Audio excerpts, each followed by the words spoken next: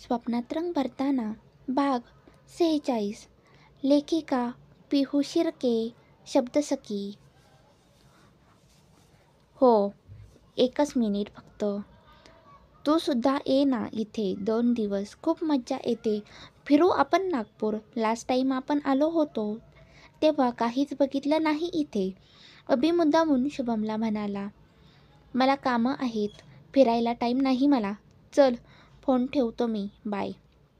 म्हणतच शुभमने call cut केला. Okay bye.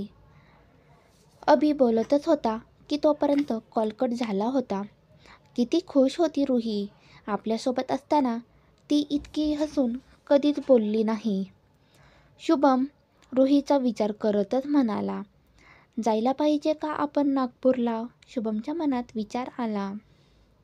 नाही शुभम, तुला टाईम नाही, कामं महत्त्वाचं आहे, शुभमच्या दुसऱ्या मनाने शुभमला सांगितलं.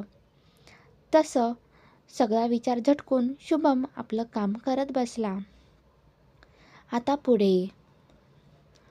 बघता बघता 15-20 दिवस होत आले नागपूरला रुहीला येऊन. शुभम अजूनही नागपूरला गेला नव्हता. त्यामुळे रुहीला आणि सोबत आईबाबांना सुद्धा टेन्शन येतच होतं. ही गँग मात्र नागपूरला मस्त एन्जॉय करत होती. साक्षीच्या आईबाबांनी परमिशन दिल्यामुळे साक्षी आणि अभि खूपच जास्त खुश होते. साक्षीच्या घरात तर जावयाचे आतापासूनच खूप लाड सुरू झाले होते. या दिवसांमध्ये शुभमचा कामाचा लोड बऱ्यापैकी कमी झाला होता. आज शुभम सरपोतदार इंडस्ट्रीजमध्ये गेला होता. Hello mister Sameer. केबिनमध्ये येताच शुभमने समीरला ग्रीट केलं. अरे मिस्टर शुभम, तुम्ही आज अचानक ऑफिसमध्ये कसे काय? समीर शुभमला बघून म्हणाला. या साईडला आलो होतो तर म्हणलं बघू इकडचं काम कसं चालू आहे, तर आलो काम बघायला, शुभम म्हणाला. समीरने शुभमसाठी कॉफीची ऑर्डर दिली. मग दोघं मस्तपैकी बोलत बसले. समीर आणि शुभम एकाच वयाचे असल्यामुळे दोघे मनमोकळ्यापणाने बोलत होते. त्यात त्या दोघांचे वडील चांगले मित्र होते, त्यामुळे त्यांचं आधी भेटणं झालं होतं. मग मिस्टर समीर, आमचे एम्प्लॉई चांगलं काम करतात ना? काही तक्रार नाही ना त्यांची? शुभम समीरला विचारत म्हणाला. नाही, अजिबात तक्रार नाही कुणाची. सगळे खूप चांगलं काम करतात. समीरच्या मनात शुभ्राचा विचार आला, पण शुभमला कसं विचारायचं त्याला सुचत नव्हतं. ते तुमच्या 2 एम्प्लॉई 15 दिवसांसाठी गेल्या, असं अचानक काही एमर्जन्सी होती का? शेवटी हिम्मत करून समीरने विचारलंच. हो, ॲक्च्युली माझ्या बाबांनी काही कामानिमित्त त्या दोघींना नागपूरला पाठवलेलं आहे. शुभम समीरला म्हणाला. नागपूरला? मलासुद्धा 1-2 दिवसांनी नागपूरला जायचं आहे. बाबांनी नागपूरला जमीन बघितली आहे, तर त्यासाठीच मला तिकडे जायचं आहे. आता तुमच्या बाबांनी त्या दोघींना जर नागपूरला पाठवलं असेल, तर तुमचंसुद्धा नागपूरला काहीतरी काम असेलच.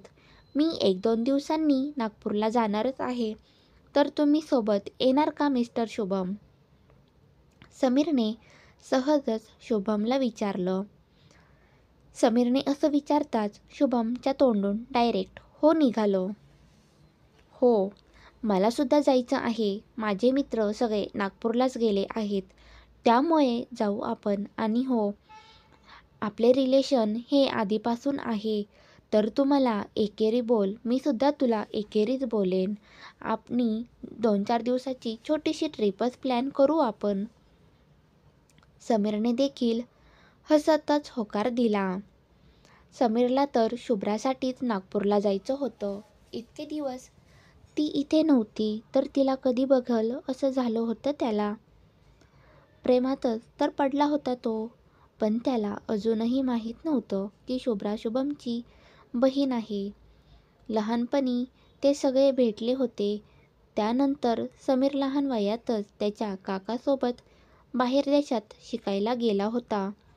तो आत्ताच आला होता, त्यामुळे त्याची जास्त ओळख नव्हती. परवा सकाळी निघण्याचा प्लॅन फिक्स करून शुभम निघून गेला. मी हो का म्हणालो. माझ्या तोंडून हो कसं काय निघालं. खरं तर नागपूरलाच जायचं नव्हतं मला, तरीसुद्धा मी हो म्हणून बसलो. मला खरंच कळत नाही तेव्हा मला काय झालं होतं, पण सगळं माझ्या तोंडून नकळतच निघालं. गाडी चालवत असताना शुभमच्या डोक्यात हाच विचार सुरू होता. शुभम घरी आला तर आई बाबा हॉलमध्ये बसले होते. अरे शुभम, लवकर आलास आज, आई शुभमला बघूनच म्हणाल्या.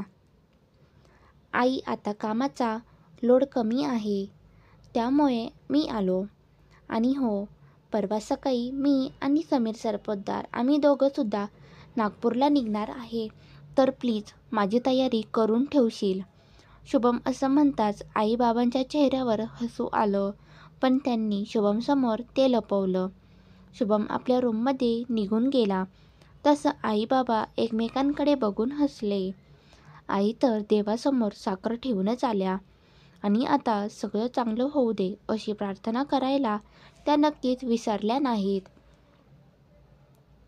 तोपर्यंत बाबांनी अभिला कॉल करून शुभम परवा सकाळी इकडून नागपूरला येण्यासाठी निघणार आहे याची खबर दिली.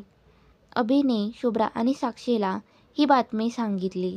तशा त्या दोघीसुद्धा खूप खुश झाल्या, पण रुहीला मात्र त्यांनी काही सांगितलं नाही. तिला सरप्राईज द्यायचं होतं म्हणून. 2 दिवसांनी सकाळी समीर आणि शुभम नागपूरला जाण्यासाठी निघाले. विमानाने गेल्यामुळे दोघे लवकरच नागपूरला पोहोचले. आधी आपण जाऊन जमीन बघून येऊ, म्हणजे फिरायला मोकळे होऊ आपण, समीर म्हणाला. हो, यावर शुभमनी सुद्धा लगेच होकार दिला. दोघांनी जाऊन आधी जमीन बघून घेतली. दोघांना सुद्धा जमीन खूप आवडली. नदीच्या कडेला जागा होती. त्या नदी पलीकडे मोठे डोंगर होते. एक्सलंट, छान आहे जागा, शुभम म्हणाला. हो ना, हॉटेलसाठी मस्तच आहे. रूम्समधून मस्त व्ह्यूज दिसतात, समीर म्हणाला. हो ना, खूप छान आहे जागा, समीर. चल, निघायचं का आता, समीर म्हणाला. हो चल शुभम. शुभमला रुहीचं घर माहीत असल्यामुळे ते डायरेक्ट रुहीच्या घरी आले. गँगला आज शुभम येणार हे माहीत असल्यामुळे ते आज घरीच होते. दुपार झाल्यामुळे सगळेच मस्त झोपले होते. बेलचा आवाज आला तशी रुहीची झोपमोड झाली. आता कोण आलं असेल म्हणून रुही झोपेतच दार उघडायला गेली. जसं रुहीने दरवाजा उघडला तसं समोर शुभमला बघून रुही शॉकच झाली. समोर शुभमला बघून रुहीला खूप आनंद झाला होता, पण तिने तसं दाखवलं नाही. आत येऊन शुभम समीर सोफ्यावर बसले तर रुही त्यांच्यासाठी पाणी आणायला गेली. अभि जागाच असल्यामुळे बाहेरचा आवाज ऐकून हॉलमध्ये आला. अरे कधी आलास तू, आणि आधी सांगितलं पण नाहीस, अभि मुद्दाम शुभमला म्हणाला. आलो होतो इकडे, काम होतं म्हणून, शुभम म्हणाला. अभिकडे बघून तोंडवाकडे करूनच म्हणाला. आणि समीर सरपोतदार पण तुझ्यासोबत कसं काय, अभि समीरकडे बघत म्हणाला. हो, माझं काम होतं इकडे. बाबांनी जमीन घेतली आहे तर तीच बघायची होती म्हणून आलो होतो, समीर. समीरची नजर मात्र घरभर फिरत होती. शुभ्रा अजून त्याला दिसली नव्हती. अभिला ते बरोबर समजलं होतं. तुम्ही कोणाला शोधत आहात का, समीर कडे बघून अभि मुद्दामून म्हणाला.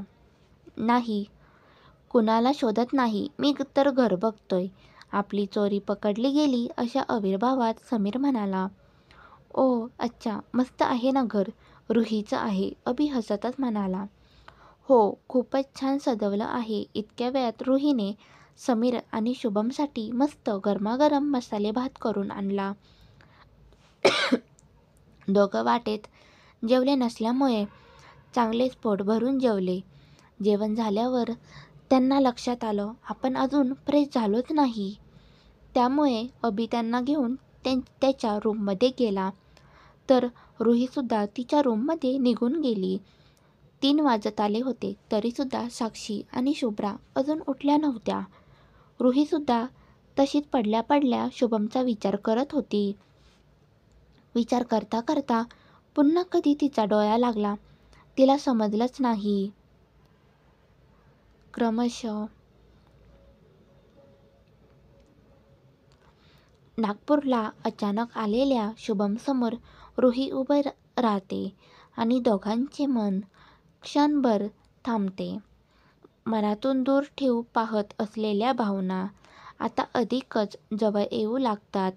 समीर आणि गँग मस्त एन्जॉय करत असताना शुभम मात्र स्वतःच्या मनाशी झुंजतोय.